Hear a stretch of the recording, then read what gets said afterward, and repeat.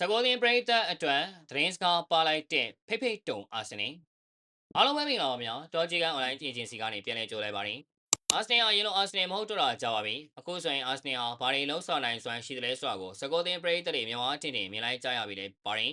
ရာသီကျမတော့ကနဖူးတောက်ကြီးအပျော်ရမ်းကန်နေရတဲ့တင်နဲ့ဖီးတက်နေကြတဲ့အာဆင်နယ်မုန်းကြီးမသမာသူတွေဟာဒီတော့မှအာဆင်နယ်ရဲ့ကွန်မတီတိုင်းကြီးနဲ့အားရပါရထိတ်ခေါက်တာခံလိုက်ရပါတယ်အာစတင်ကဒီဘက်မှာမန်ချက်စတီကိုကွန်မတီတိုင်းပွဲမှာ3စီးနဲ့အပြတ်သက်နိုင်ပြလိုက်ပါတယ်။မန်စတီဟာဂွာလာမရှိတဲ့နောက်အမိမဲ့တာရင်ထဲကဖြစ်နေပြီးပွဲထွက်ကစားမတွေပါဝင်လာတော့မှအာစတင်ကိုရှင်မကစားနိုင်ဖြစ်နေပါတယ်။အာစတင်အတွက်မန်စတီကိုဂိုသင်းမော့စ်တော့စက္ကန့်20ပဲလိုအပ်ခဲ့ပြီးလူငယ်လေးမိုင်လိုဝစ်ကယ်လီရဲ့ဖန်တီမှုကနေရီကာဒိုကာလာဖီယိုရီကအကွက်တီပြေးပေးလိုက်တာကြောင့်အာစနယ်တို့စောစီတီဦးဆောင်နိုင်ခဲ့ပါတယ်။ဗီနီရှယ်ဂျူနီယာနဲ့လွဲခဲ့ရတာကြောင့်လှောင်ပြောင်ချင်နေတဲ့စကောတင်အတွက်လည်းတောင်ပန်ကစားမအသစ်တွေဆိုလေးကဖန်တီမှုနဲ့ကျင်ပြုတ်လုပ်ပေးခဲ့ပြီးတွင်းကိုတွေရရှိစေခဲ့ပါတယ်။ဆိုလေအကျေသူကြောင့်ကာယာဘတ်နဲ့မာတင်အိုဒီကတ်တို့သွင်းကိုကိုစီရရှိခဲ့ကြသလိုအိုဒီကတ်ဆိုရင်လည်းအရင်လိုချေစွမ်းနေတောင်ပြန်ရနေပြီးအကောင်းဆုံးကစားမဆုကိုလည်းရရှိသွားပါသေးတယ်။အာစတင်အောင်တန်းကလည်းရာသီအသစ်မှာလေမတိုးနိုင်ဖြစ်နေသေးပြီးတပိတ်ရရှိနေတဲ့ကိုဘောက်ကိုဘလို့ကန်ကန်ကိုမဝင်တော့တာတွေ့ရပါတယ်။ဒီတော့ဖက်ဖက်ကပြေးဆုံနေတဲ့အာဆင်နယ်ကမာရက်စကာရဲ့အသင်းကိုဂိုးပြတ်အနိုင်ယူရင်အိမ်မန်ဆိုးနေပေးလိုက်ပြီး